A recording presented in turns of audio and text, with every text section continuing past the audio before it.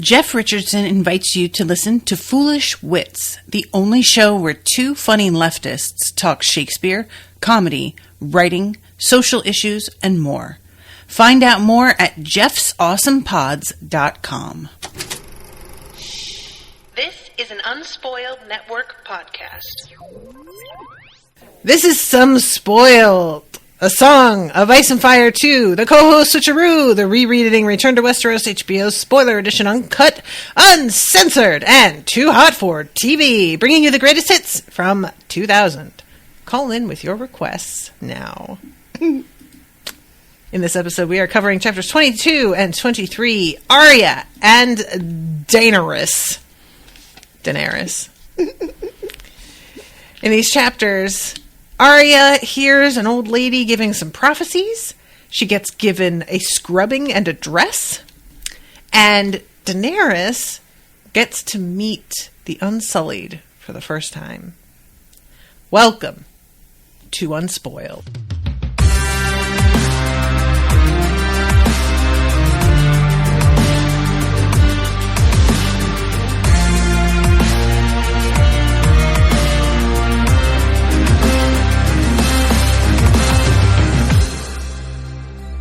Monsters are dangerous, and just now kings are dying like flies. I am the king!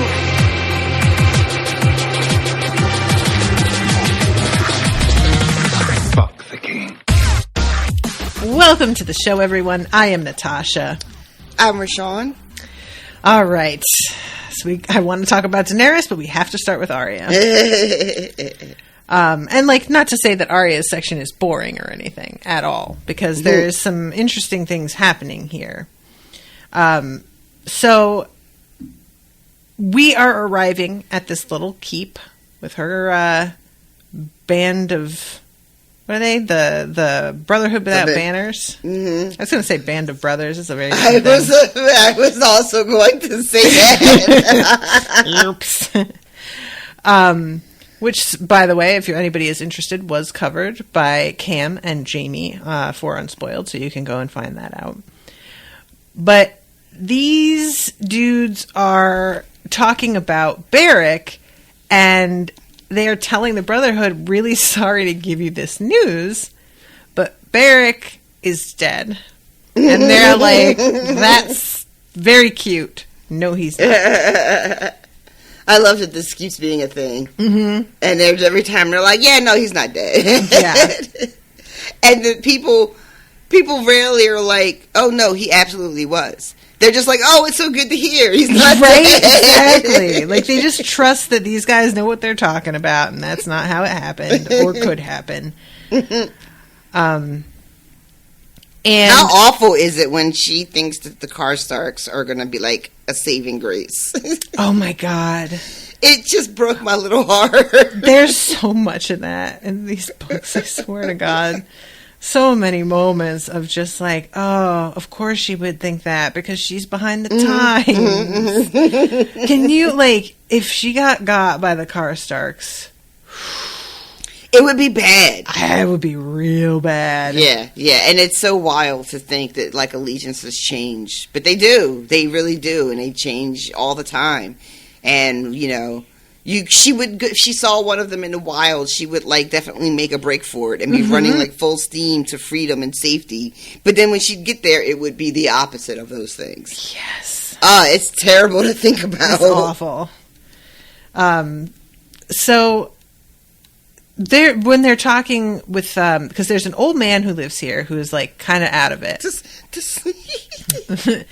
I held the bridge against Sir Maynard. Red hair and a black temper he had, but he could not move me.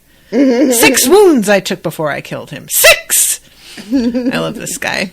So then there's a maester who is young, who actually cares for this guy. He's the one who's so Beric was hanged. And Lem's yeah, he was. Several times, probably. And he asks them, have you talked to the Lady of the Leaves? Which we get to see later on. This was so unexpected. And it was really quick. And it I don't know if this comes back up later for any reason, but I didn't know we were going to get villages in the trees. This was like very reminiscent of like Lord of the Rings a little bit for me. Yes, I could see that. But yeah, like I just didn't know that was something we were doing. And there's like very little explanation for how exactly this all works. Mm-hmm. But, you know, except that there's like just a series of like rope walkways and rope ladders and everything. But they have like, it sounded like whole ass houses up there. Yeah. Like it's a little town in the trees. And I just wish that I got to see a little bit of that on this show. There are so many things like that I fully expected to be included on the show because they sound so cinematic. Mm-hmm. And they just don't do it. And I think some of it might just be budget, you know. Yeah. And this is like, this is such a quick moment, you know, that, again, this may all show up much more, you know, in a much more meaningful way later on in the story. But for right now, this would have been a lot of money for a very quick moment scene, you know. I can see why they chose not to include it. Yeah. But I feel like we all lost a little. Agreed. So 3 days later, they rode through a yellow wood, and this is when they climb to a hidden village in the upper branches, and there is a stick-thin, white-haired woman dressed in rough spun. "We cannot stay here much longer with autumn on us," she told them. "A dozen wolves went down the Hayford Road 9 days past hunting. If they'd chanced to look up, they might have seen us." So that's something that didn't occur to me. If you've got a like village that's hidden in the trees, but then the trees lose all their leaves, that'd do it. That'd be an issue. Like, I want to know, where do they go? Like, she says we have to move. We can't stay here. But like, where are y'all going? Yeah. Do you travel further south where it's warmer, where the leaves aren't falling? Like, the leaves are falling everywhere. Fucking winter is coming. Like, what do you do? What does your life turn into when the long summer is over? Maybe they go underground like little right? holes. Like, I'm thinking that feels like the most reasonable assumption. But do they have the infrastructure? Are there already little underground cities that they just move back into? I have so many questions about this, like, half a paragraph long bit of information. There is some theory about this lady being related to the children of the forest. And that's part of why she is so small. But yeah, so, and I'm going to read you some of the information from Austin, because again, he has sent some notes. He says her name is the Ghost of High Heart. Is like, because there's Lady of the Leaves, but that's not enough. We also have Ghost of High Heart. And he says her backstory are long and like half pieced together, so I'll tell you some of it, but not all of it. For now, all you need to know is she is likely half child of the forest. Her gift of prophecy is real, and she's been an advisor to Targaryens in the past, including likely being someone Rhaegar sought out. So, and she's another one that is like, Beric is dead. And they're just like, okay, the story you just told us about his death, that's a real old one. And that's not how that went. So no, he's not dead. And she's so happy. She clutches at him and it's just like, oh. So let's see. They find shelter beneath the scorched wall of a sept because they move on. And they come back, I think, is when they actually hear her prophecies. But they run into a Septon who's like, Sept was completely destroyed, and he tells them that it was Northmen who were looking for the Kingslayer, and these are. Let me stop you for just a second. Is the Lady of the Leaves? That's not the same person that has the dreams, the prophecy dreams. It's not. I thought it was her. Is it? They meet her and talk to her and have the whole thing where, like, you know, she's happy that he didn't die, and then they leave and go to High Heart. And when Arya wakes up, she doesn't say it's the same woman. She describes a different woman. I'm all mixed up. I just listened to this. Yeah, so it's two different old white ladies with long white hair, I think. Oh, okay. That's but like it specifically says that this woman with the dreams is like I think like a foot shorter than Arya. That's how tiny she is. Okay, so that's the lady, not this one. I was assuming that the lady who lived in the fucking trees was the one that was one of the children of the forest. No. She just wants some whole other shit. I mean, I have so many questions. Everybody who's listening is so angry at me right now. I can tell. I can feel it. Oh, no. Listen, I'm sorry, guys. I did just read this, but somehow it just sort of got blended together in my head. Forgive me. Mm-hmm. Okay, so I love to before they get to High Heart and they're still at the lady that leaves. Well, right after they leave, that they go. Where did they go? They talk. Is that the Septon you're talking about? When ask what happened here, and we find out about the okay, and that's when he said it was wolves that did it. Right. Okay.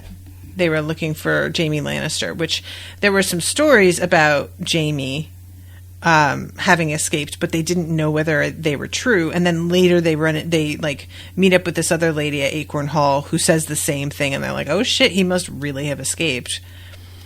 But yeah, for now there is a bunch of people that are like hiding in the basement of the Sept, and they don't know where Beric is. The Lightning Lord is everywhere and nowhere. So let's see, Lem and Gendry played tiles with their hosts that night, while Tom Sevenstrings sang a silly song about Big Belly Ben and the High Septon's goose. And Tom stopped singing at one point and is like, "We're not going to go to River Run and have you make Arya a bow," because this guy is like, "I'll make you one." He's like, "No, we're going to get her fucking ransom and we are going to get the fuck out. And we'll be lucky to get the fuck out, honestly." So, considering that we're considered outlaws, they may not be that generous, which sort of points to that they may not go, but... There's also, not only are the outlaws that might not get the ransom and be let to leave, but there's also a song about a floppy fish that Tom wrote or sang. And we don't get a lot, but it sounds kind of like we're saying that someone doesn't know how to satisfy a woman. I think is he talking about Edmure? Yeah. Oh, you guys. Edmure was gonna get laid for the first time, it sounds like. And he got too drunk and couldn't get it up, and so this dude writes a song about a floppy fish, and Edmure does not like him from that day forward. And he's just like, the song didn't even necessarily have to be about him. And they were like, "Come on, man, don't play with us." Yeah, again, I was just like, there's these little like inferences and little callbacks to the things I don't necessarily know about, and just being like, wait, what is the story here? Yeah, a lot of this stuff. I have to admit too, I want to be honest with the readers, when they are hearing about what happened at the Sept, and the Septon tells them about, being raided and the looters and everything. This, I thought that was a direct reference to who Jaime and Brienne are traveling with right now. Oh, because they're traveling with the mummers. Right. So, and we watched them basically, not that it's the only time it ever happens, but didn't we specifically have a scene where we watched them like cut the eyes out of the mother?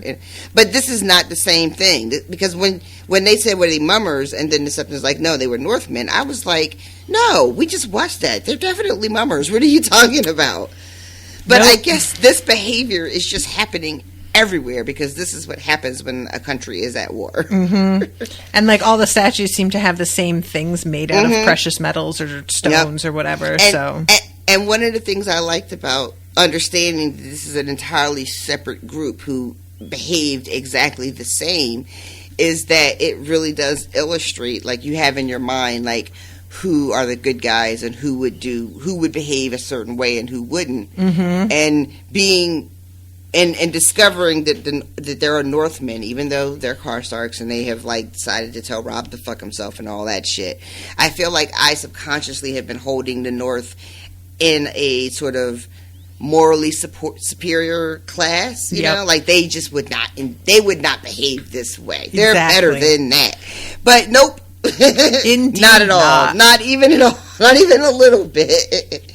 And it just really like hammered that point home for me, because I, honest to God, was like, no, those are the mummers. My Northmen would never. Bitch, yes, they would. So then it says, they ride to a place called High Heart, a hill so lofty that from atop it Arya felt as though she could see half the world. Around its brow stood a ring of huge pale stumps, all that remained of a circle of once mighty weirwoods, which is just very sad. It is. There are 31 of them. I feel like that is significant, but I have no idea why. Yeah, but, I don't either, to be honest. It's just like a weird number to pick. 31. Why? Why 31?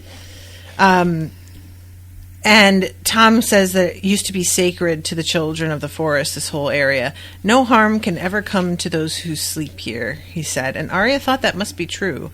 The hill was so high and the surrounding land so flat, no enemy could approach unseen. And I like that he's like trying to say that there's like a mystical like protection.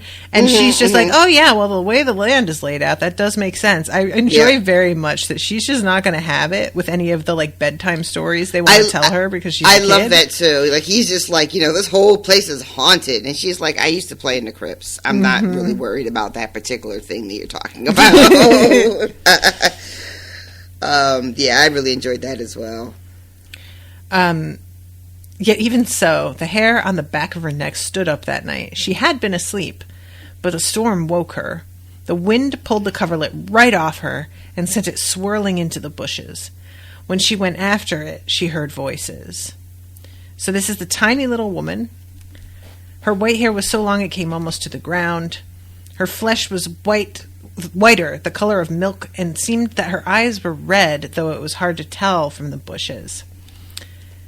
So, everybody, calm down. It's not the same lady. I heard you grinding your teeth. I heard you. Listen, I have been in that position myself. I know it well. I've listened to a couple things where people are getting things like dramatically wrong, and I'm just I don't really write in about it ever because I always figure somebody else probably did it first. Yeah, absolutely. But I know the feeling of just being like, how can you be talking about this as a subject and not know anything? So yeah. Yeah, I actually have been in that very uncomfortable position as well. And I get so frustrated. And so, like, I have to stop listening to the thing that's talking about the thing I love so much because they're getting it wrong. And then I remember what it is that I do with you and have to, like, calm myself right the fuck down. Exactly. So, she says that the old gods are stirring and won't let her sleep. And then we get the dreams. Yeah. Go ahead and read it so everybody can be on the same page. I dreamt I saw a shadow with a burning heart butchering a golden stag. Which, that was pretty obvious. It's right there for you, folks, right on the page. I dreamt of a man without a face waiting on a bridge that swayed and swung. On his shoulder perched a drowned crow with seaweed hanging from its wings. What do you think of that one? I don't know. So, the man without a face, at first I was being very literal, and was just like, oh, she's shitting about faceless men and assassins. But then the bridge that swayed and swung makes me think of that bridge at Pike. So, and then the drowned crow, like, is that Jon? But then the seaweed, is that something about how Theon... Like, I don't know. A drowned crow with seaweed hanging from his wings. I don't know. Yeah. And then the next part, which, yeah, the next part I feel like I got. I dreamt of a roaring river and a woman that was a fish. Dead she drifted with red tears on her cheeks, but when her eyes did open, I woke from terror. All so this I Catelyn. dreamt and more. Yeah, that feels that's like gotta Catelyn. be her, right? So, but yeah, the man without a face waiting on a bridge that swayed and swung. I don't know why I'm thinking of a bridge and Pike. I think on the show, Euron ended up throwing one of his brothers right off the bridge. I think. Oh, okay. I don't remember that, but that sounds like Euron. But then that doesn't necessarily have to be. This is the one that jumped out in my head. But yeah, I really don't know what to do with that middle part of this dream. On his shoulder, a man without a face. Yeah, I don't know. There's this. I don't know. There's this bit where she's like, "How much are you going to pay me?" And Lem is like, "Why the fuck should we pay you for your dreams? I have dreams all the time." And he says something about, "I had a dream I was kissing this tavern wench I used to know," and she just says, "The wench is dead. Only worms can kiss her now." And I was like, "Damn!" She really seems to know exactly who the fuck he dreamed about, which I do not care for at all. The only thing would have been better if she had just been like, "That wench," instead of "the wench." She's just been like, "That wench is dead." But yeah, her payment is this song, and we find out later that it's the same song that she always asks to hear the same song. Right. So this is something from his notes as well. The song the ghost asks Tom to sing is Jenny's song. The song Pod sings in the last season of the show, which I don't remember. The song is about Jenny of Oldstones, a young possible witch, very likely her daughter, the Ghost of High Heart's daughter, who was in love with and married the Targaryen prince Duncan. How do we know what song she sang? It doesn't tell us that, does it? It says the singer played a song that Arya only heard half snatches of the words. And let's see. To Tom Seven Strings, I'll have my song. I don't remember. Maybe this is mentioned later. That she recognizes it. But that's in Austen's notes with quite certainty. So I have to think that that's confirmed somehow later. But okay. I was just wondering if I can completely miss something. I'm looking for it here. It might be later, but I don't remember. It just says the singer played soft for her, so soft and sad that Arya could only heard snatches. The tune was familiar. Sansa would know it. Her sister always knew all the songs. Mm-hmm. And then it goes. The next morning, the little woman was nowhere to be seen. It doesn't say, yeah, but we know that Tom is irritated that it's the same song, and that it's not even it's a bad song. He just wishes he could sing something else. Yeah. So let's see. What matters is we have the scent now. You'll soon be seeing Thoros and the Lightning Lord. If you're their men, why do they hide from you? I wouldn't call it hiding, but Beric moves around a lot, and he doesn't tell people his plans, so nobody can betray him. And he says, we don't stay together because it'd be very easy for somebody to just come up with a bigger group and just take us all out at once. Mm-hmm. So when we split up this way, we can all get up to business on our own and be seen as a bigger threat than we are, probably. Yeah, I mean, this is like guerrilla warfare, right? Mm-hmm. This is how you do that shit when you're taking on a larger enemy. You have your cells that aren't in direct communication, so that if one goes down, it doesn't take down the whole operation. Mm-hmm.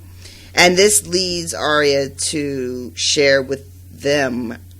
Because he's telling her about why they are organized the way they are, and he ends up asking her directly because he uses this expression to be put to the question. Mm-hmm. And after he uses it, he checks in with you know what that means, right? Yeah. You get what we're saying here, which I really appreciate it, because she is their captive, but they have gotten to this sort of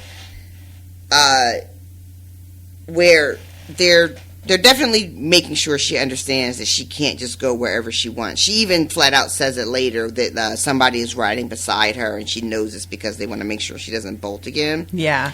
But there also seems to be a certain amount of care that they're exhibiting towards her while she's in their custody. And those little moments like Ann Guy, or however you say his name, being like, I'll make you a bow when we get to River Run. And then here, whoever is speaking to her, I think it's Tom, asking her, like, do you know what it means? So she ends up sharing way more than I thought she would ever. You know? I was really surprised. And she tells them what it was like and tells them about tickling. Yeah. Which is not really something I needed to be reminded about, but here we are. He always asks the same questions, but he changed the tickling every day. And they're all just like, that is fucked up. Yeah. You shouldn't have had to see that. Hopefully, that fucking tickler is dead. And I love that. I love that. Might be he's fucking floating down the Red Fork by now with fish biting at his face. I've heard his lordship say this war began when the Hand sent him out to bring the king's justice to Gregor Clegane, and that's how he means for it to end. So this is when they head over to Acorn Hall. His lady wife is still there. Angwai says that he was a lover of hers when time's gone by. And she welcomes them in and is like, I cannot believe that you have been parading this girl around in Bolton colors. Anybody who saw her, they could have like gone for her just because of this. What the fuck is wrong with you? Yeah, I had the same thought. They could have gave her something else to wear, or a shirt to cover up, or something, or rip the patch off, or, you know, there were a lot of options on the table I feel like weren't really utilized. And she makes Arya take a bath and dress her in clean clothes. And I really thought that there would be any mention of Arya, like, enjoying feeling clean again, at least. Nope. Not a bit of it. Not even a little bit. It's just mostly about the fucking clothing. Yeah. Which I'll be honest, I feel like it's not a big deal, but I think this is a misstep as far as writing. I think that the idea that because Arya is not, you know, air quotes, a girly girl, that somehow she can't enjoy being clean. Yeah. You know, because to admit that she enjoyed it would somehow be, I don't know, too feminine or something. Like, you can just enjoy being clean. It does not have to necessarily be a gendered thing. It doesn't have to, you know, speak of so much more about the person. Yeah. It's just nice to not stink sometimes. And I love that this lady is like, do you dance? Like, what do you do for fun? And Arya says needlework. My God, you guys. I loved this so much. Do you work in it every day? I did till I lost needle. My new one's not as good. I didn't think it was going to go on. Like, when she says needlework, I was like, all right, I see what you did there. And thought that was just going to be it. Then they have a conversation with this woman not understanding. It really, really, really did. And I love my new one's not as good. Well, we have to make do with what we have. Right. She just, she's just making conversation. Do you work in it every day? I did. And this lady basically is like, look, I don't know who you are. It's probably for the best that I don't know who you are. I wish I could keep you here and keep you safe. But I don't think it actually would be safer here for you. Yeah, what are you going to do? This really hit, too. I keep being reminded in a good way, even though it's awful, how unsafe it is for women in this world. And that even being highborn, if you don't have the bodies to protect you, if you don't have the army, the men, then you're as vulnerable as most everyone else. Yep. You know? Yep. And so they show up at this place, and even though the woman is like kind of annoying and dressing Arya in these clothes that she does not want to wear, I can imagine it feeling like a much better alternative than anything that she's been doing. And any of the people that she's been spending time with, like, for just a second, it must have felt like she doesn't really express a kind of desire to, like, oh, I wish I could just stay here. No. But I feel like if she had, I would have 100% been like, yeah, that makes sense. Like, why wouldn't she want to stay somewhere? And then having Lady Smallwood have to say out loud, yeah, I couldn't keep you safe here. It was just like, oh, it's not safe anywhere, is it? Yeah. So let's see. They go down to dinner, and then the news goes around about, like, so have you seen Barrack? And she says, they were here not a fortnight past, them and a dozen more driving sheep. I could scarcely believe my eyes. Thoros gave me 3 as thanks. You've eaten one tonight. And, Lady Smallwood, Tom is like, ooh, I could make a good song about that. Someone who doesn't rhyme carry on with Donderion, perhaps. Or play, oh, lay my sweet lass down in the grass to every milkmaid in the Shire and leave 2 of them with big bellies. It was, let me drink your beauty, said Tom defensively. And milkmaids are always glad to hear it, as was a certain high-born lady, I do recall. I play to please. And she says, the Riverlands are full of maids you've pleased, all drinking tansy tea. There it is again. What's that? Tansy? Didn't we have a conversation about tansy tea? Or when we were talking about, like, you know, Lord Hoster keeps talking about tansy. Didn't it come up that this was a tea that some women drank to terminate a pregnancy? Yes. Yeah. So that is a... you have got to include the next fucking line. You think a man as old as you would know to spill his seed on their bellies? Men will be calling you Tom's 7 sons before much longer. As it happened, I passed 7 many years ago. We've got Nick Cannon over here. I was about to make a Nick Cannon joke. God damn it. God damn it. I'm sorry. I'm so sorry. And fine boys they are, too, with voices sweet as nightingales. And I'm just like, you suck. You suck, Tom. Just knocking bitches up and running away. You suck. I can't get over that this is a conversation they're having over dinner with Arya. Right there. Like, in my head, she's like one of those, like, popcorn eating gifts, you know, where she's just like... Or it's like Jesse in Breaking Bad when he goes over for dinner and he's like in the middle of a fight and he has that glass of water. Do you remember that? Oh my God. Where he's like looking over the edge of the glass like, ugh. One of the best awkward scenes I've ever seen. So they asked if he said where he's bound, but she says, there's hunger down near Stony Sept in the 3-penny wood. I would look for him there. You'd best know, I've had less pleasant callers as well. A pack of wolves came howling around my gates. Thinking I might have Jaime Lannister in here. And she says, I told them that he was much too exhausted to come down and was lying naked in my bed. One of them had the effrontery to call me a liar. So we saw them off with a few quarrels. I love her so much. I'm probably getting my ladies confused, but earlier on, like in the last book, does she come up as someone who's like, this is not who Ramsay went and married, is it? No, that lady is dead. Right, that's what I thought. We haven't heard of Lady Smallwood at all. Has she? No, I don't she think hasn't popped so. up before, right? I just wanted to make sure I wasn't. For a second, that was Lady Hornwood, so you are forgiven for. Okay, all right, cool. All right, I just wanted to make sure that wasn't her. But yeah, this is when Arya finds out that they're the Karstarks and that they're Robb's men, and is just like.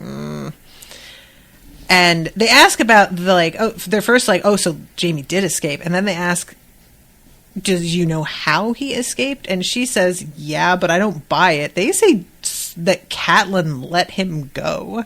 Yeah. Tom is so fucking shook that he, like, breaks a string. Mm-hmm. Yeah. And then, everybody is just like, that's bullshit. Yeah. Like, fake news. There's no fucking way. This is really what's happening. And, it's that turn in the conversation that makes them be like, you know what? Arya shouldn't be here. Yeah.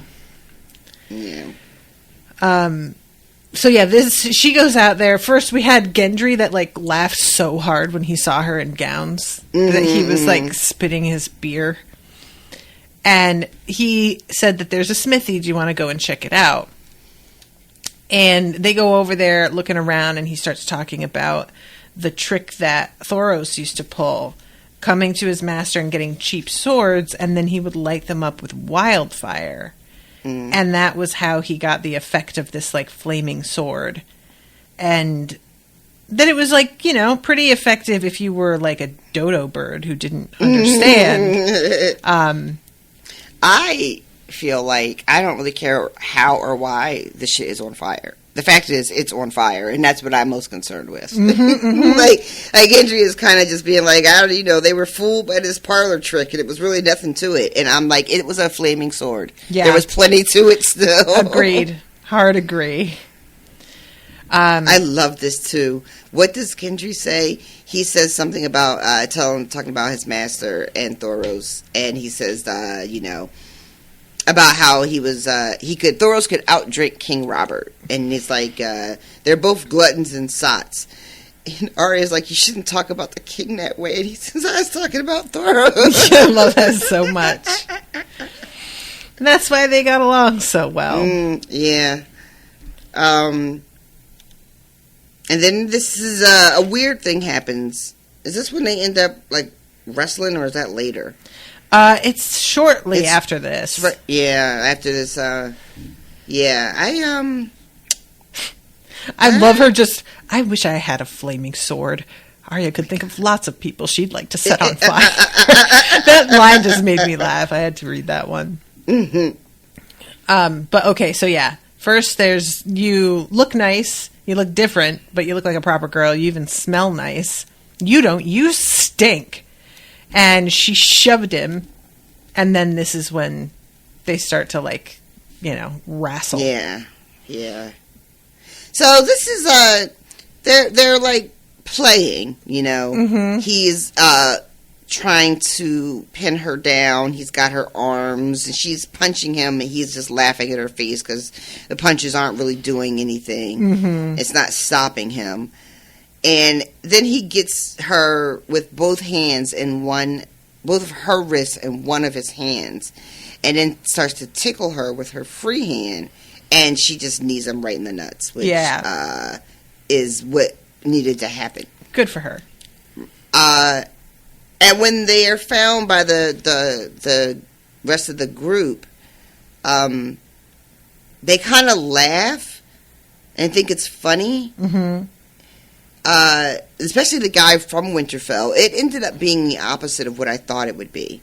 The guy from Winterfell, Harwin, just thinks it's like really funny. Mm-hmm. And makes a joke about whether or not Arya is really even...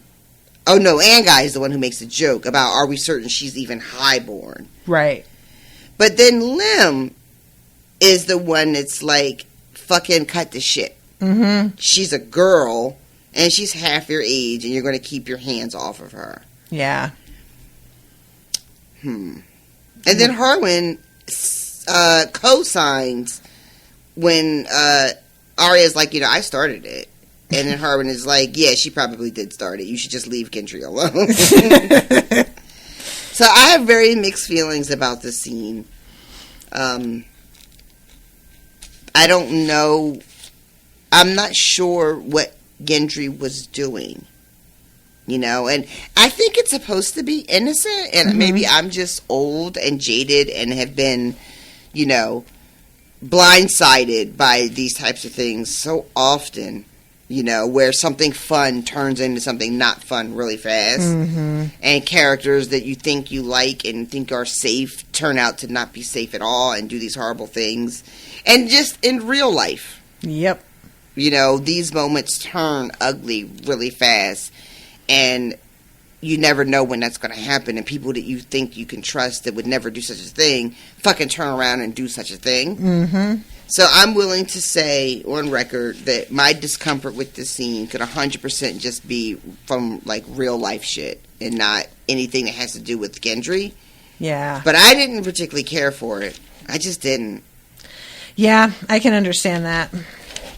It's such a weird, like, I think that it was meant to be innocent because when George is implying something, I think he's a lot more overt with it, you know, and tends to be like, there's a weird vibe that is in the air, even if it's not really understood by the character's POV. It's clear something's going on, you know?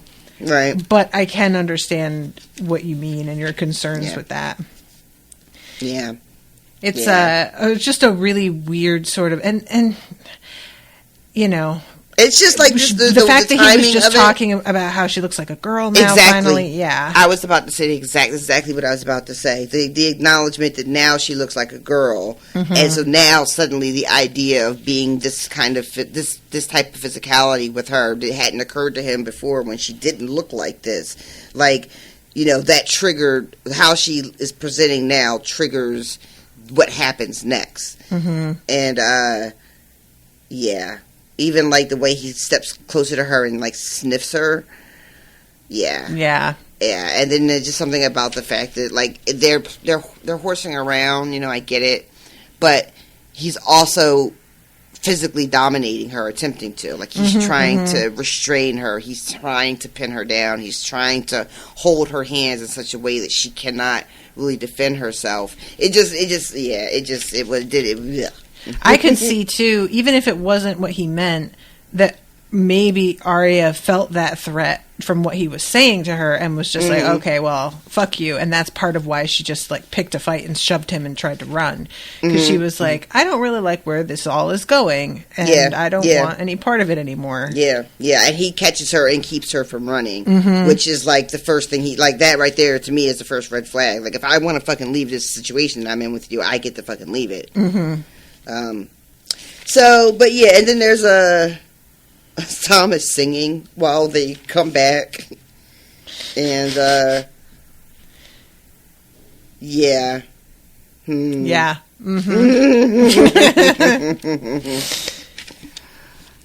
So yeah, they react to this, and of course Arya has to go and take yet another bath because she's all dirty now, and she gets given new clothing. It's a much, much more delicate dress. So that kind of winds up working out in her favor because then when it's time for them to leave and ride, she's not forced to continue to wear the dress because it's just too delicate for riding. Yeah. Yeah, and she had, the clothes that she's wearing had been the clothes of Lady Smallwood's daughter who is elsewhere. And she says, you know, she's not grown, but she's, you know, probably outgrown these clothes. And she tells Arya that when she gives her the acorn dress. And Arya then, like, tussling with Gendry, actually, like, rips the dress. So she gets the delicate dress. But then the clothes she gets to wear that are boys' clothes turn out to have belonged to Lady Smallwood's son who died. And Arya is really, you know, surprisingly emotional about that. Like, she feels so bad and feels like bad for Lady Smallwood and also ashamed of how she was behaving. That was we haven't gotten a chance to see Arya like that in a little while. I think, you know, everything has been so dire for her and, like, living from moment to moment, that having this other moment of being sorry for someone else's loss, like, you know, just kind of, not that I don't want to say being reminded that there's, like, other stuff going on in the world, because of course she knows that, but, like, feeling this loss from this woman and all the loss that Arya carries around, it just felt like a real moment of being, like, reminded, you know. Yeah. of what she's lost and being like, I feel like when she says I'm sorry, it's a sort of it's a kind of sympathy you give when you understand because you've had a loss too, you know. It just felt like more than just like a little kid just saying sorry because they behaved badly. It felt like really real. Yeah, I feel like the moment really is like Arya letting herself have an emotional reaction because she's had to shut that off to such a degree just in order to live. Mm-hmm. And, you know, as somebody who tries to sort of shut themselves off because everything feels too much, so much of the time anyway, I just really understand needing to do that as a person, never mind when you are in the midst of a war like this, where of course it's going to be just so much worse. Yeah. You gotta compartmentalize. Exactly. That's what you gotta do. That's what they say. I guess. It is not the healthiest way to live your life, but I 10 do recommend. Oh man. I don't know. I just like, for some reason, I just thought of the compartmentalization that you have to do with work and like learning to not give it all.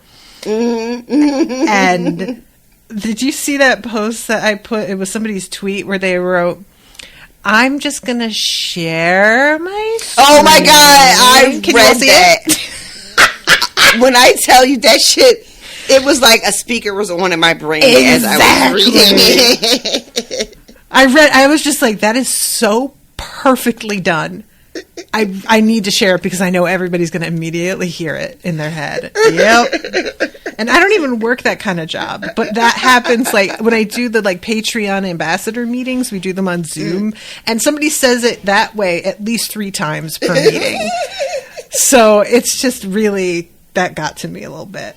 Not actually related, but it felt related in my brain. Okay, so then we go to Daenerys. Yeah, this was something. This was a lot of something. A lot of something. So, first we get the description of this eagle in the Plaza of Pride, which is, she has water gushing from her breasts. Sure, why not? And it's yellow. It's yellow so water. Great. That's awesome. Old geese had fallen 5,000 years ago, and brick walls were pulled down, streets and buildings turned to ash and cinder. These Astapori were mongrels, Ser Jorah said. Even the Giscari tongue was largely forgotten. The slave cities spoke the High Valyrian of their conquerors, or what they had made of it. And this dude... this fucking slaver, Krasnus Monaklas. He is something else. Tell the whore to lower her eyes. I deal in meat, not in metal. The bronze is not for sale. First of all, sir. Nobody wants your raggedy ass.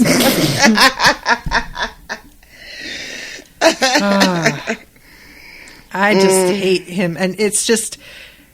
So this section, I listened to the audiobook, full disclosure. This is uncomfortable because Roy Dotrice does a really unfortunate sort of like stereotypical Chinese accent. Oh no. For what a Miss weird Andy, choice. And has her doing the like the R pronunciation as L's, you know, that whole thing. I do. Why? I don't know. I think just because she is described in a certain way that could suggest that she's Asian, but it's just so uncomfortable to listen to. So I just wanted to address that because I wasn't ready for it at all, and it took me a moment to really understand what was even happening because he doesn't even do it very well. You know, so I was like, wait, am I hearing this right? But the joke is that basically Daenerys totally understands everything this guy is saying, and she is pretending that she doesn't, and that is also what Whitebeard is doing. He Right. has some Valerian, but he's just pretending he doesn't have any. Miss Sandy, I had heard back in the day that in the books, like everybody else, she's much younger than what appeared on screen. But I didn't realize that she was that young. She's no older than 10. And I see why. Like, her description is that she had the round, flat face, dusky skin, and golden eyes of Noth. Still a weird choice, Roy. But yeah, like, I knew she was younger, and in my head, that meant like 15. Yeah. But no, she's fucking 10. Yeah, she's a definite child. And there was something interesting, actually, and I'll send this to you. In the Discord, Austin Armenio has been sharing some images from a website that does, like, CG renderings of what certain characters would look like based on, like, the descriptions that we're getting. And it's pretty interesting, actually, but I'm going to check and see if that's in the spoiler channel or the regular one, because the first one that he shared was of Miss Sandy, and the description of her, it was, like, kind of hard to picture. And then when I saw this rendering, I was like, oh, wow, okay, I see. Let's see. It's in the spoiler channel, yeah. So I'm going to save this and send it to you so that you can get a good picture of her. Okay. And I just think that it's kind of neat. Maybe I'll use this as, like, the art for this episode or something. Oh, okay. Perhaps. I don't know, though. There's an illustration in the illustrated edition for it as well, so I don't know. I was also really, really struck by, because the interpretation that she's doing is so sophisticated. And to find out that she's, 9 or 10 years old, like, I don't even know if I believe it, That's fair. It is just, it's so mature to, like, the way she knows to rephrase all the crap he's saying, and to be able to do it with such poise. Yeah. She never looks flustered. Never mind just the optics of the fact that this grown man has a 9-year-old, like, personal assistant. Like, why do you have a child doing this? You are clearly, money is not a concern for you. You can, and apparently slaves are just a dime a dozen. Why is it a child doing this work for you? Like, that also, like, just skeeved me out. I just didn't care for it at all. Yeah, I got the feeling that it's, like, kind of implied that Miss Sandy is a bit of a prodigy. I mean, she would have to be, right? Yeah, and that's why, like, she's been selected, because, like, even adults just don't do it quite as well as she does. But did you get it? I just sent it to you via text. Oh, let me check my phone. And there's also one of Jorah, and I'll share that one with you also. It's a good thing I had this shit on Do Not Disturb. I got all these fucking texts on my phone. It would have been dinging like a motherfucker. Oh, yeah, look. She's, like, really pretty, right? Oh, She's very beautiful. cute. Yeah. So this is Jorah. And for those who are interested, you can just go and check that old Discord. It's the spoilers channel for Song of Ice and Fire. That's so funny to have. When I looked at her picture, even though Miss Sandy was played by a beautiful actress who I know exactly what she looks like, seeing this rendition, I'm like, oh, yeah, that definitely tracks. Then I saw Jorah, and I was like, what? No. Yeah, they made Jorah fine in the show, but... Like, all my brain was just like, yeah, no, we're not accepting that. Yeah, that felt very, like, on point for me, because that's actually pretty close to how I imagined him. I don't know why, but I kept sort of, like, imagining the type of dudes that my dad used to work with at the garage, and this guy just kind of looks like one of those men. So yeah. This picture that you just sent me, this is a guy I've seen at, like, every hardcore show I've ever been at. Right. Like, this is exactly the guy. That's what they all look like. Okay, so anyway, all right, going back to this. This dude is just insulting her right and left. This guy is the fucking worst. Vicious for no reason. Just this fucking pig. Like that's him for no reason. Yep. Like everything that Danny says, he's just like, this goddamn pig whore wasted my time. And you're just like, why are you so angry? What is it that he calls her at first? Oh, here it is. Even the dim purple eyes of a sunset savage can see how magnificent my creatures are. Like, this guy should be on Twitter just roasting people. Honestly. Like, that's what kind of, like, energy he is bringing to this entire transaction. And I love there's a description that I'm assuming is Danny's sort of idea of him. She says that his high Valerian was twisted and thickened by the characteristic growl of geese, and flavored here and there with words of slave argot, right? And there's nothing particularly judgmental. It's just a description, and yet it feels very much like she is saying this man is ruining, you know, my beautiful language.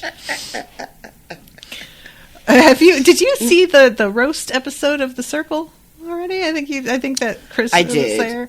I did. That is some rough shit. People don't know what roasting is, man. It was really painful because people were not doing their best. No. And who was it? Somebody was watching it and being like, oh, these people are all just like trying to do compliments. That's not a roast. I think that was Brew. And then Brew fucking came out with just like,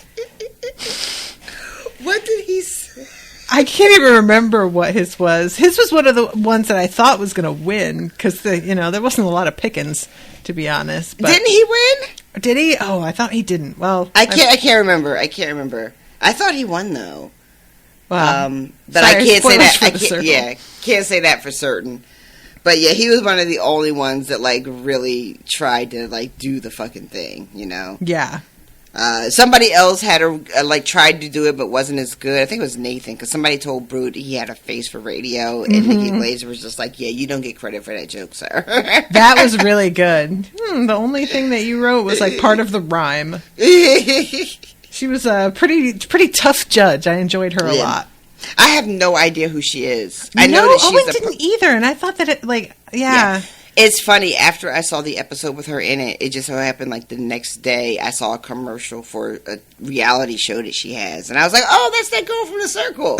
But apparently she's like, that is not what she's known for. She is not that woman from The Circle. She's got a whole other career. I can imagine her face if she heard you referring to her in this way. Just be like, really? Wow. Yeah, I have no idea who she is. I thought it was Chelsea Handler, or whatever her name is, when she first popped up on the show. Similar sort of energy in a way. I see that, yeah. Yeah, and then they said her name, and I was like, oh, I was completely wrong. That is another woman entirely. Anyway, okay, so this dude is covered in, like, glistening oil and scented very strongly with like raspberries, something like this. And he is answering Daenerys' questions that she is asking about their training and like what accessories they come with, etc. This description of the people who live here, these Astapori, with this red black hair that's very stiff. It keeps getting described, and I was trying really hard to like picture it because I didn't really go for that in the show. Like everybody in the show was just sort of, ambiguously brown. Variations of it, which was another thing too that they didn't hear in the book. When we finally do start talking about the Unsullied, we find out that they're all different from all different places. You know. And in the show, I think they didn't do that. Or maybe they started to do it and then it fell away because by the end of it, they all looked like they were all basically the same kind of like mocha brown, not quite too dark to be unambiguously black, but you know what I mean? Yeah. But here, the description of the Unsullied, they're from all over. Some of them are clearly white or, gray eyes and blue eyes, and some are very dark, and it's I like that detail in the book because it is a reminder that this system of slavery that is existing in this world is not necessarily race-based. Correct, yeah. It is like we just be snatching people. Mm-hmm. You know, and if we snatch you up, it's a wrap, you know. Yeah, she even reflects about Dothraki, like, that sell their own as well. Because she has a moment of, like, some of these people are from here. And then she's like, why am I surprised by that? The fucking Dothraki do that. Yeah. Yeah. So, yeah, they're chosen young for size and speed and strength. They begin their training at 5. Every day they train from dawn to dusk. And the training is rigorous. Only one boy in 3 survives it. Yeah. It is the brutality here with what it takes to raise an Unsullied is almost beyond comprehension, you know. And then you find out that the conditions that they live under, and then you find out the whole, like, having to kill, and I think that was included in the show, being given a puppy and then being forced to kill it a year later, and then having to kill, like, infants is, like, the final test. And Daenerys is just, there's no other way, she's just grossed out by the whole deal. Yep. You know? Yeah, she's grossed out enough that later on she just goes and decks Jorah in the face. For bringing her here, and honestly, I kind of enjoy that. And it's what's remarkable too, and I think this comes up when she's talking to Whitebeard, but she lives with the Dothraki, you know, and that is some real hardcore shit. Yeah. And even she is like, what are y'all doing over here? You know? It just, that's just how bad it is. Yeah. Yeah, with the Dothraki, as much as it's horrible, there's also, like, but this is a culture that has, like, a belief. And this is, no, we're going to traumatize them on purpose repeatedly to fuck them up enough that they don't see themselves as people anymore. It's a very specific, And we're only doing it for profit. There's not a cultural thing about it. It's just like, the culture is just the enslavement of other people for your own betterment. That's it. That's the culture. Yep. Which, why does that sound so familiar? Trenchant. Commentary. This, and also I couldn't get over how long this goes on with her and this guy. The back and forth between them, yeah. At one point he asked something about what they eat over in the Seven Kingdoms, and I guess it's Missandei answers that they eat. Oh, like he's like, do they eat dogs or horse? And she's like, oh, they prefer pigs and cows, and he's like, beef. Yeah. Food for unwashed savages. I love it so much. At one point, he's like, "I'll feast her on something with like," and he says something that's got like unborn puppies in it. Oh, it's awful. Hideous. Like, look, I fully recognize that we are wildly like selective about what animals are edible and not. And honestly, I have no real problem with the idea of eating dogs and cats, like in theory, because you're not talking about coming in and stealing my pet and killing her. You're talking about dogs and cats in general. And I have an objective part of me that's like, yeah, well, that's how it goes, you know? Right. But when you try and tell me that unborn puppy, it's not even about the puppies. It's just that you are eating like fetal animals that aren't inside of an egg still. I can't handle that one. I can't do it. That's too much. Why? Ew. It's just, I was trying to find it, but I can't find it because there was something about like octopus or something, which I've had. Like people eat octopus, but the way he describes it, I was like, oh, I would never. Not in a million years. And managed to ruin a food that I actually would eat. Although I could see just like eating it and being like, this is so good. What is this? And then they tell you, and you're just like, oh. Yeah, that's always the worst. Oh no. Also, I want to mention the whole time that they're like having this look-see. Whitebeard is with her, and Jorah has stayed on the ship to protect the dragons and everything else. Mm-hmm. And Whitebeard is 100% against this. Yeah, he is not here for any of this shit. And every chance he gets, he's like, that's Yes. fucked up.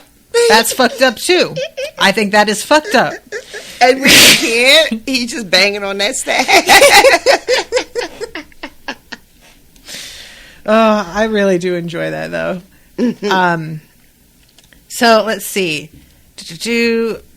A word from me, and these sheep would spill his stinking old bowels on the bricks. But do not say that. Oh, God. Yeah, because there's a whole conversation of, like, are the Unsullied even worth it? Because there was, like, a display of, like, obedience, and they're just like, how is that helpful? Mm-hmm. You know? They're like sheep, and that's when he has to be like, you know, they're not like sheep. They're more like, I forget what he describes them as, but I think maybe it's dogs. But, he says they're more dogs than sheep. Mm-hmm. And then that's what makes him ask, do they eat dogs, after he uses it as a way to describe what the Unsullied are like. And there's a conversation about why they make them eunuchs, and also the manner in which they do it, which apparently is different, you know. Yeah. Here, they take the whole shebang. And there's a conversation about... The pillar and the stones. Yeah, my God. there's a better than twig and the berries, I guess. But there's a conversation about how in Westeros there are men who take all types of vows of celibacy. And this guy, Krasnus guy, is like, well, that seems like a terrible idea, because they're going to spend their whole lives in misery and be tempted. And I bet they all end up stumbling, don't they? And it turns out that he's, like, not wrong about that in many ways. He's not wrong at all. Yep. And really tries to flip it as though the way they do it here is somehow more humane. Mm-hmm. Because they don't force them to live a life of denial. They don't even have the inclination. So, oh my God, what's the other? There was something else too. He does this fucking demonstration of how you can abuse them, and they just stand there and take it. Yeah, he cuts his nipple off. Yeah. This dude. Yeah, and also demonstrates that they have a different name every single day. Yep. And we find out that not only are they able to withstand what just happens with getting your nipple cut off, but that they are basically drugged and have been since they were children, and they drink it every day. They drink this wine of courage, it's called. And it's a secret formula. And they just drink it to the point where by the time they get to this age, they just don't have any feelings left, supposedly. Yep, so they don't have any pain going on. So they can just keep fighting right through an injury and not even notice it. Mm-hmm. Very Winter Mantle vibes. Yeah. But yeah, so this goes on for a while, and he is just, again, never running out of insults. Like, every time she says something, you know, and he needs to talk to Miss Andy, it's just like another insult, another slur. And Danny eventually is just like, you know what, I'm going to need time to think about this. Yeah. Because by the end of this, she can't even, like, she's doing this thing where she's trying not to show how grossed out she is. Like, trying to keep her face very, like, impassive, and just, you know, she's pretending like she doesn't understand. But by the end of it, she is like, and whose infants do they kill?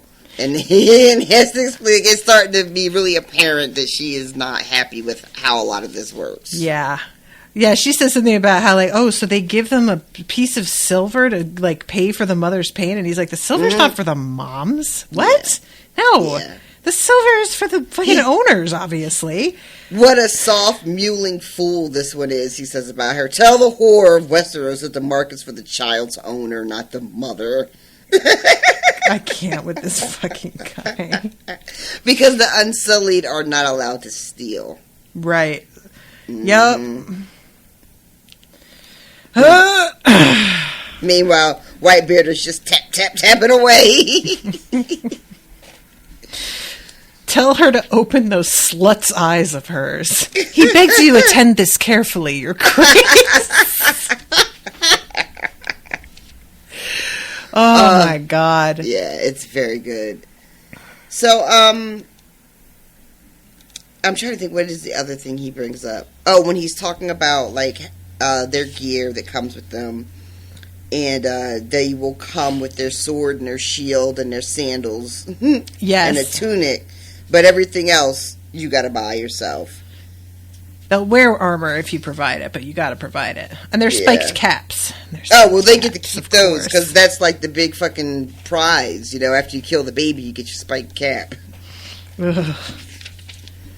So, she is talking to... First, it's interesting because she, like, plays both sides of the argument. First, she talks to Whitebeard about what he thinks, to which Whitebeard is like, fucking no. Are you kidding? And let me give you all of the very sound reasons why this is a terrible idea. And it's everything from, you could never trust or rely on an army of slaves. You would do better to just pay sellswords. No one will welcome you as a queen if you come with an enslaved army, because slavery in Westeros is just like such a taboo that no one would forgive her for it. And that people who would have supported her will not because of that. Correct. And basically, like, she's just going to, like, ruin. He tells her, you would do more harm to your overall cause than any good that would come from having them as your fighters. And then she comes back with, well, you know what? I got to have an army. I got to have somebody. Yeah. I'm not going to get it if I ask politely.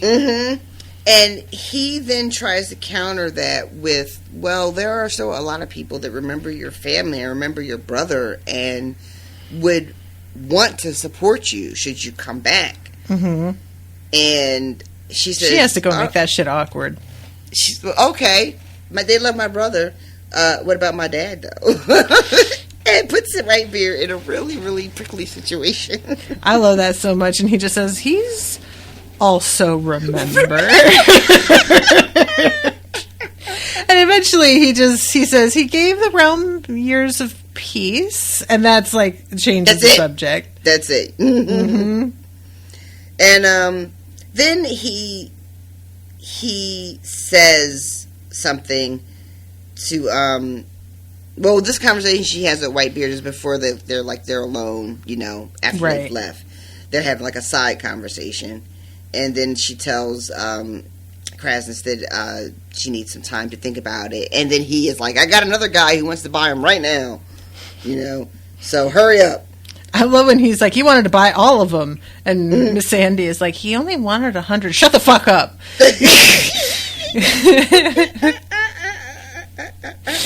Oh man. So she then tells Miss Sandy to like remind your boss who he's dealing with here, you know. And it's the whole, my God, did the show really make me hate this by the end? This long, I am Daenerys Stormborn mother, you know, like after it got so tedious. But I have to say, reading it in this moment, I was like, okay, here we go. Yep.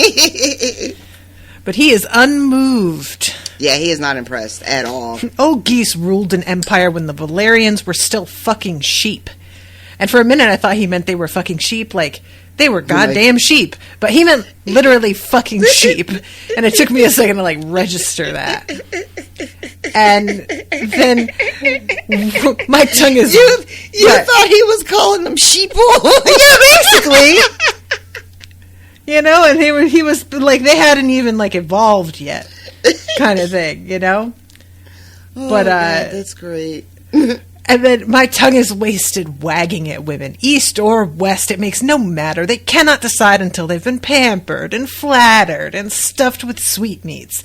Well, if that is my fate, so be it. Tell the whore that if she requires a guide to our sweet city, Krasnus Monoclas will gladly serve her, and service her as well, if she is more woman than she looks. Which I do kind of appreciate that he at least is like, she's kind of too young for this, but Right, I mean, right. if I have to. Oh, he's got some scruple, weirdly. Random.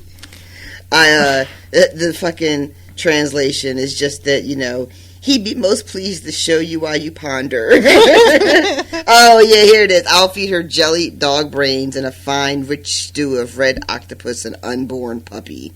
There it is. The translation, many delicious dishes can be had here. Oh, my God. I'll tell her I will lick honey off her breast or allow her to lick the honey off mine if she prefers.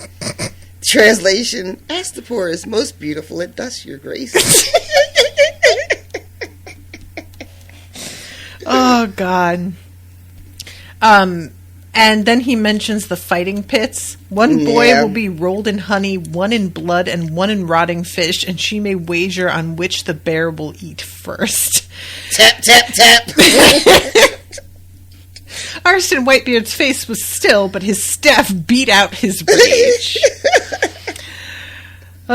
Yeah. This, when you think about a society that and we've, I guess, we've had them in real life, empires that engage in this type of behavior, that we are just, so devaluing of a human being's life that we would just drench them in honey and set them off to fight a bear. Mm-hmm. And that we would all, crowd around and watch it as he calls it a folly. It's a fine folly scheduled for this evening.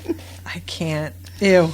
Yeah, and it's not even like it is terrific and unbelievable as this sounds. It's not like it's not something that happened. Yep. It's not like there wasn't a time when this is how the fuck humans just got down.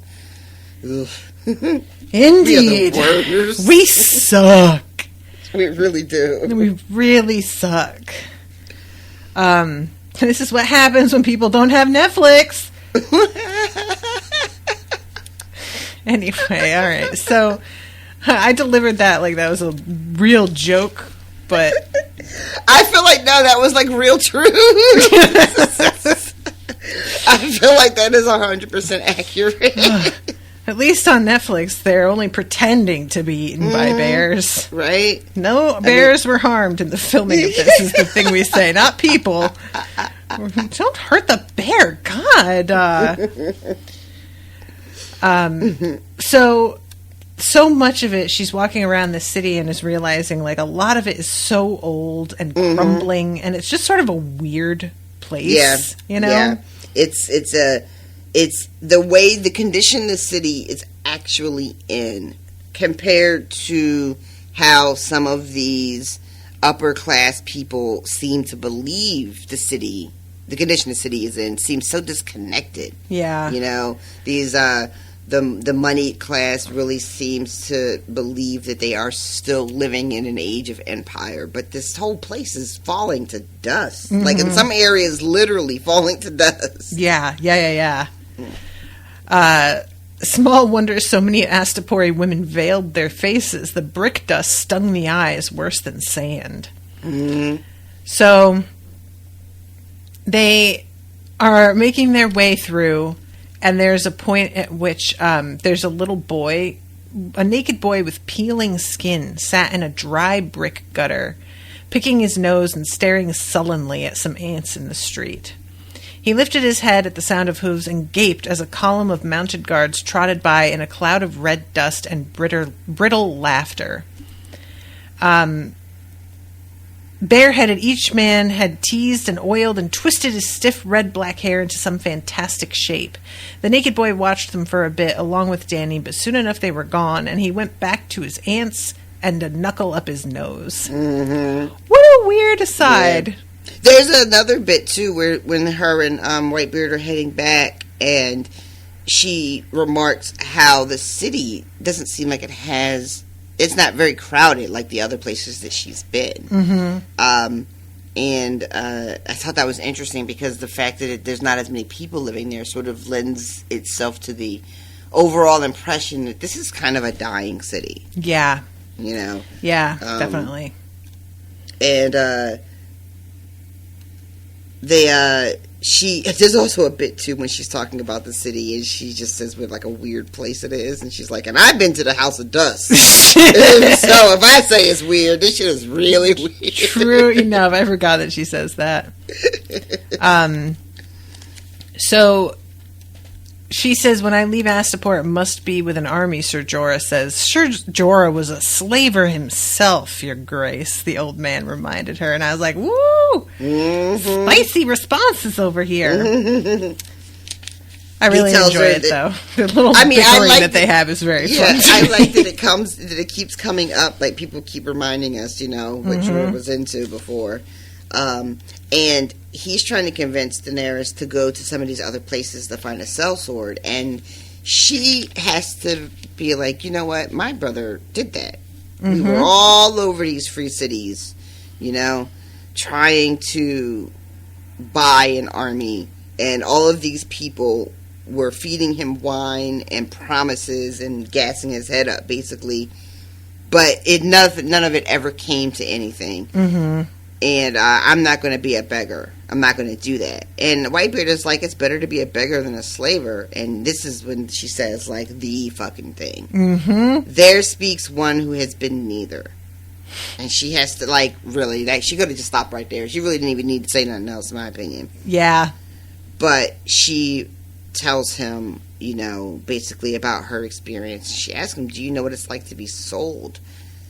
And I love this because it gives us a moment of her looking back on what happened and recognizing both how incredibly fucked up it was and also how lucky she got. Yeah. Because her brother could have sold her to anybody. And her situation would have been very different if she had ended up with someone other than Khal Drogo. And Khal Drogo, like, she learned from one of her, like, handmaids, how to handle herself sexually so that she could, like, tell him what she wanted, and he actually listened. And then they, like, wound up having, like, a relationship. But there's no guarantee he could have just kept treating her the way he did from the start, and she may have had no resource to be able to, like, communicate, and it could have just gone on that way with her just being a piece of furniture, basically. So I really, really, really enjoyed that, and I'm glad that it was included because it really does show, I think it's a really honest way to look back on a situation that was really fucked up and that was, like, deeply problematic, Like, when we think about their relationship and how it was true love and all that, like, I enjoy thinking of the relationship like that, but I also get hung up on the fact that she was a child that was sold. It's hard for me to reconcile those two things. So it just, I don't know. I like that she also has to try to reconcile those things, and she acknowledges and seems to be, like, grateful that she just got lucky in who her brother sold her to. But, like, the fact that there was no control, she had no say in how terrifying that would have been and how terrifying it was. And she says to Whitebeard, do you think I have forgotten how it felt to be afraid? And, again, coming from someone who is seeking this power to rule the whole land that she feels like is owed to her, but remembering what it's like to, like, have no power at all. These are the moments that make me think she would have made a great queen. Yeah, definitely. And I think that that's kind of the moment for him as well. When he like, puts his head down and says, I had no wish to give offense, but I think there is a bit of him that is like, oh, wow. She's got, like, some real compassion from a place of experience here. None of her family had that. And then the way she immediately comforts him and accepts his apology and tells him, you know what, like, only lies offend me. Like, you are, you can never, only lies offend me, never honest counsel. And it's just basically like, I get a little heated sometimes. Don't let that scare you. I think that's, like, kind of my vibe as well. It's just like, look, I may disagree with you, but I'm not going to be, like, pissy unless you're, like, doing something really shitty, and I'm just like, wow. But otherwise, unless you start coming at me about food opinions, in which case that I reserve the right to be offended by immediately. RoShawn has offended me quite a few times. In that I just do what I do, girl. So then she starts thinking about how, like, it's weird that Jorah does not trust this guy at all, because I just get a good vibe off of him. And what is Jorah's problem? And then she's like, is he just jealous because I'm talking to some other dude? Yeah. And she starts thinking about how he kissed her, and she really isn't here for it at all. No, and she's also being really hard on herself because she didn't stop it right away. And then she blames herself because she feels like, the fact that he even was presumptuous enough to try to kiss her must be a reflection on her in some way. This isn't the truest shit, man. Like, she's just blaming herself for the actions of a grown-ass man. Yep. And then she's just thinking about, like, the sort of, like, he never should have done it, which is where her energy should be, in my opinion. We should be firmly in the camp of, he should have never done that, and that's his bad. No true knight would ever kiss a queen without her leave. Like, full stop. That's where it stops. But she's also taken on a lot of the fucking blame for that moment. And it kind of sucks. Yeah, it feels, like, really real, though. Like, I just remember I had a manager that basically, like, propositioned me. And I was given the chance to report him by a supervisor who, like, found out what had happened. And I was young and I was doing the thing, and I said, like, I must have put a vibe out there that made him think it was okay, and basically, like, took responsibility myself for making him feel comfortable enough to do that. And I never reported him. I never said a word. And eventually I got him, but it was for a whole different situation. So that I just think about all the time, and how it was like textbook, just like, well, what did I do to invite this? So I must have given him a sign. Nobody would just do that. Yep. So I must have given him a sign that it was okay to do. But what we fail to understand is that no, people do just fucking do that shit. Yep. Because they are responsible for their own actions, and people make that decision all day, every day, to, like, fucking just do the inappropriate fucking thing. And they just, they bet heavily on the fact that 9 times out of 10, the person isn't going to do anything about it. They are going to accept blame for it when it's not their fault. They are going to accept responsibility. They're not going to report it, and so on and so on. Yep. And what's so wild, too, is, like, kissing a queen without her leave. I mean, that is a real risk. Like, you can lose a head on that. That's, yeah. So, yeah, he is just out here. And he still calls her Daenerys at one point, and she has to be like, what the fuck? Yeah. Your Grace, again. I've said this several times. And we find out that since the kiss, she has made sure to never be alone with him again, which I think is really telling. And I don't know how long that lasts, but I can't remember this from the show. I feel like a kiss came much later, but maybe it was as early as this. I don't recall how it was handled. Right? I don't remember. But this idea that she has now made a conscious choice to never be alone with him, to me, changes so much of their dynamic. Yeah. Which is not something that I remember feeling from the show at all. Agreed. Where she felt like, I have to put these things in place because I can't be trusted alone with you. Like, you can't be trusted. Yep, it was definitely, like, a lot more sympathetic to him in the show, I feel. And, like, part of that is also just casting, like... Oh, they cast her older, and they cast a stone-cold hottie as Jorah.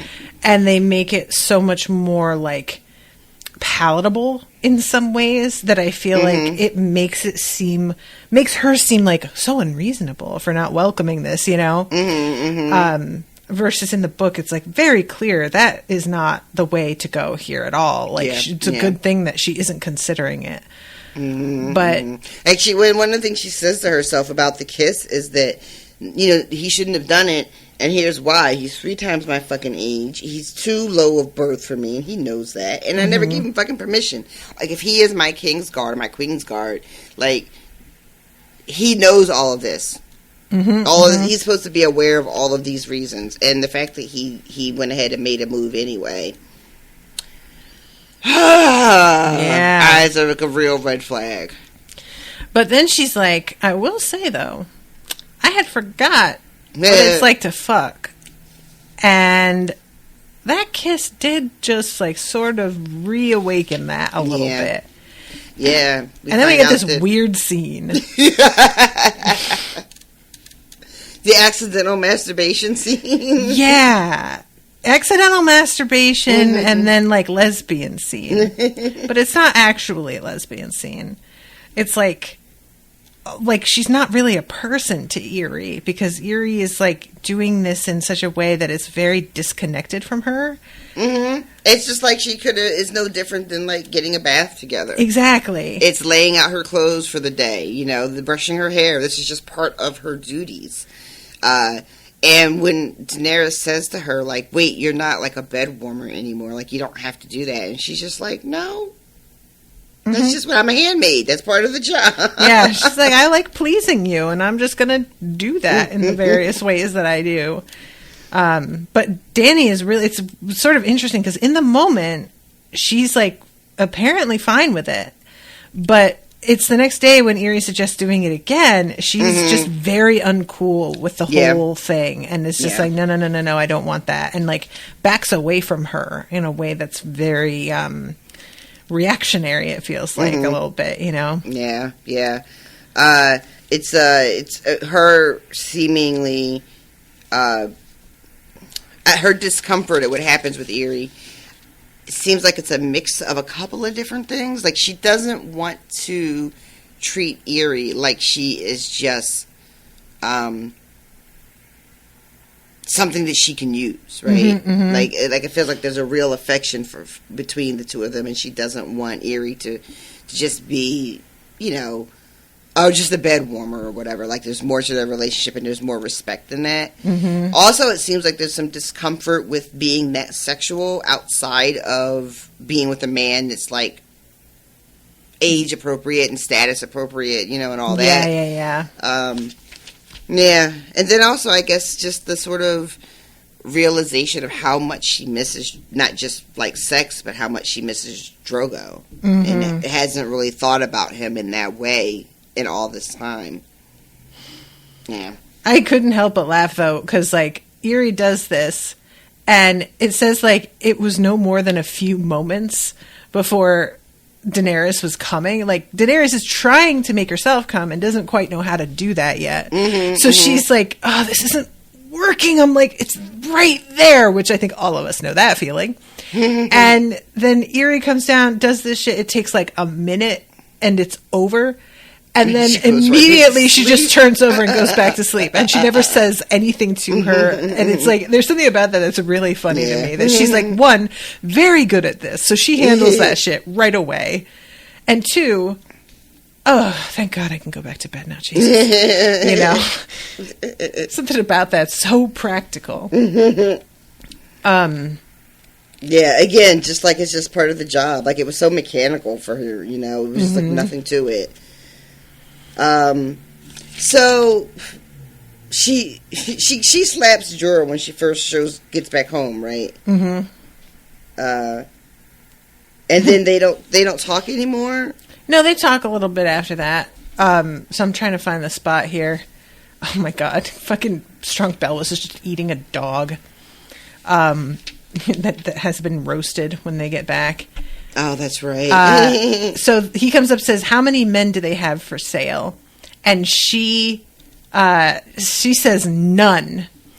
And then she's like, they don't have names. They are killing babies, so don't call them men. And he starts to say, well, they're chosen as boys. I've heard of their training. And she just slaps him across the face. If I have displeased you, you have. And basically is like, you brought me to this fucking cesspool. And he's like, well, then let's go. And she's like, no, we can't go now because I know about it. So great. Now I have to figure out how to buy all of them and get them the fuck out of here because this is horrifying. Which I did really sort of like that moment of her just being like, I could have just not known about it. I could have just gone on with my whole life not knowing about it. But you had to bring me to the place and show me this absolute nightmare of a life they're leading. So now I have to deal with it. Yep. Yeah. I love when after she's done talking just, about all of this and what an impossible position she's in, he comes back to her and says, basically, war is really ugly. You think that the brutality that was used to raise the Unsullied is terrible, but look at the brutality that happens where we're from, when we're at war. And talks about how when cities are sacked, like what happens to the people who are left behind. And he says one of the things I've heard about the Unsullied is that they don't do that shit. Mm-hmm. They don't, after a city is sacked and a battle is won, they don't go rape every woman and child they can fucking find and get their hands on. They don't just start killing old men for fun, Mm-hmm, mm-hmm. And think about the control you would have. And he says, but you'll have dogs that will only kill who you say you want dead. And that is a pretty good argument. It honestly is, and I was a little pissy about it. Not gonna lie. Yeah. There was a big part of me that was like, God damn it, Jorah. He's fucking laying some facts down for all of us. Yep. And, I might be mad at him right now, but he's also, making a lot of sense. Why are you booing me? I'm right.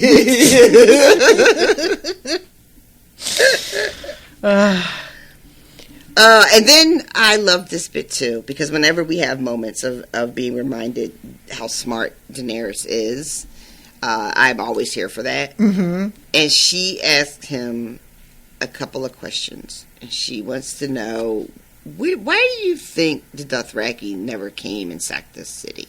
Yeah. Look at everything. This place is falling apart. And, they go to other cities and steal shit and steal people and, so why have they not come here? Mm-hmm, mm-hmm. And she asks him, what does he think? And his answer is that,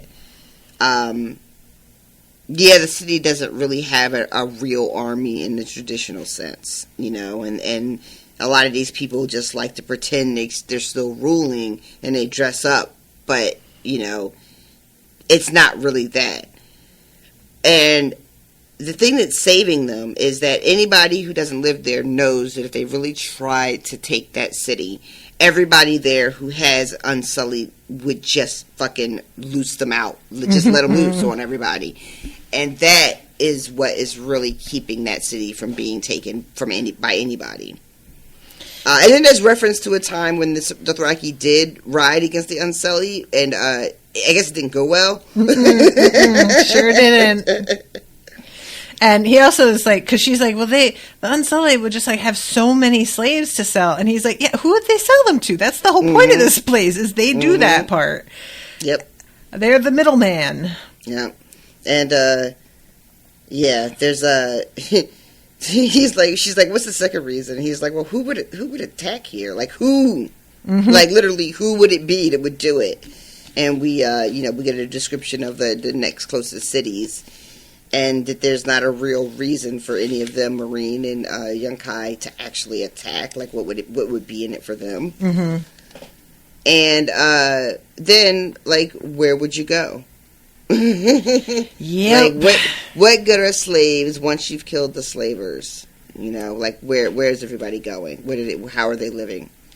And we find out that a lot of these other cities just treat the Dothraki, they pay them. Yeah. And feast them and give them gifts and shower them basically with praise. Bribe them to leave them the fuck alone. Mm-hmm, because it's cheaper and easier than fighting them, and it works better. Mm-hmm. Yeah, that's a pretty good deal for the Dothraki.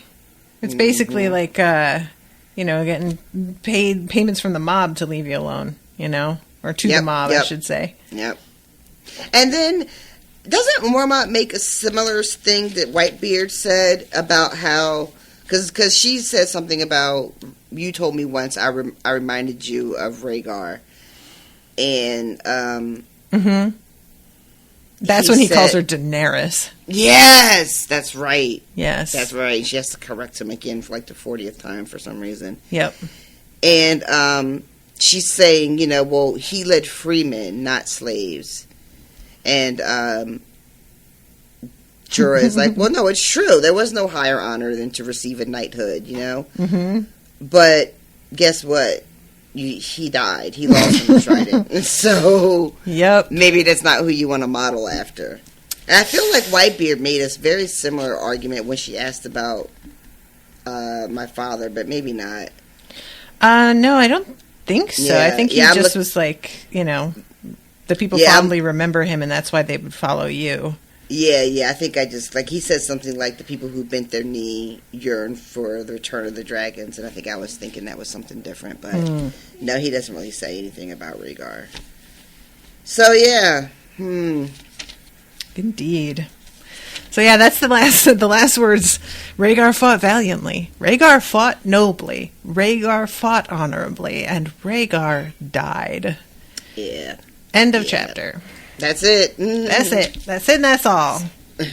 So I don't know if the Dracarys scene is out of the book or if that was like invented for the show, but I really hope it's in the book because I'm looking forward to that moment. I hope I get it. Especially considering I feel like the show doesn't get into all of the brutality quite as much. So when you get so much more detail about everything from the book, there's like... You really fucking hate that dude even more than you hate him in the show. It's much more satisfying. I feel like there's just like... I don't get me wrong. The guy that they cast as Kraznys in the show, I thought was fucking amazing. He was so good. That's one of my favorite scenes, honestly, because of him. And like, he's speaking in a language that isn't real. That always blows my mind. Like he had to learn a fake language and insult people in it and make us believe that that was what he was doing, which is just wild. But I do feel like the book, you just hate him in a very different way. It's just different because he is such a fucking... He's given more room to be gross and horrible, you know? Yeah. And he was pretty gross and horrible on the show. True. Like, those 15 minutes that he got, he really made good use of all of those 15 minutes. Okay, so, before we wrap, I want to say hi to some new patrons, so everybody get ready, because you know what time it is. We have, this week, Mariah Snellings, Savannah Jones, Amanda Leaders, Jacqueline Digital, Julia Yeskis, I hope I'm saying that right, Camille Esposito. Welcome to all of you delightful people. I think that out of that group of 7, there was like one dude and the rest are all women. So, or, you know what, I'm going with gendered names, but maybe they're not. What do I know? But welcome to all of you delightful people. And I am so happy to have you. I appreciate very much the support because I put out my little plea last week about just like, I'm struggling, guys. And I am. It's been a really rough couple months. So I appreciate so much folks stepping up and giving some support. And again, I understand why folks can't. But it has been extremely helpful. And already I've been able to, like, utilize some of the income from people who have just joined up to cover my own ass at the last second in moments where I was like, I genuinely don't know how I'm going to have enough money in my account for that bill that's about to hit. So highly appreciate you all. And don't forget to join the patrons Facebook group and the Discord, which is where I am the most active. And there is a bunch of like spoiler chats in there for different things that we're covering, and also some spoiler chats for things that we're not covering, like the Circle, for those who are interested. There's separate threads, because the Circle got dropped in like 4-episode increments, except for the finale, which is separate. And so we've made threads within that channel for episodes 1 through 4, episodes 5 through 8. So it's kind of cool, because you can just go into a new thread when you've started to get to a new section and not completely spoil yourself on everything ahead of you, because, you know, so I have found that to be extremely helpful, and thank you to everybody who has been careful about spoilers in that area. But yeah, just all that to say that I have been really enjoying my time on Discord lately. So with that, thank you guys again so much for supporting me. Make sure, if you can't become a patron, to like share the info about the show, maybe get some new listeners for us. There's ways to support us without paying. And if you're interested in becoming a patron, you can go to patreon.com/unspoiled and sign yourself up. And we have been, me and Miles are covering Mistborn right now, and I have been getting some very good feedback from people who have just started that show. So I feel like it'll be worth your time. Yay. Yeah. All right. Anything else you want to say before we wrap it? No, ma'am. All right. Looking forward to the next chapters. Oh, boy. All right, kids. Until next time. Toodaloo, motherfuckers. Bye, guys. Joffrey, Cersei, Walder Frey, Meryn Trant, Tywin Lannister.